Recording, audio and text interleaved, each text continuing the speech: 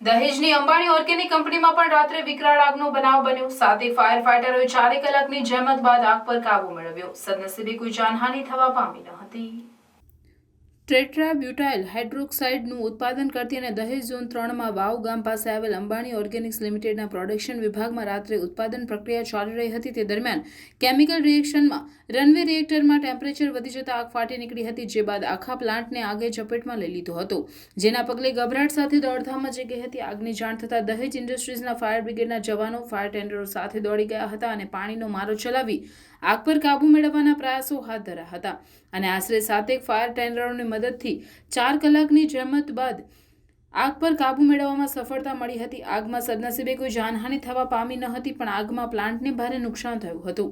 આગના બનાવની જાણ થતાં ઇન્ડસ્ટ્રીયલ સેફ્ટી એન્ડ હેલ્થ ડિપાર્ટમેન્ટના મદદનીશ નિયામક જે પટેલ તેઓના સ્ટાફ સાથે દોડી ગયા હતા. તો જીપીસીબી દ્વારા પણ તપાસ હાથ ધરવામાં આવી હતી.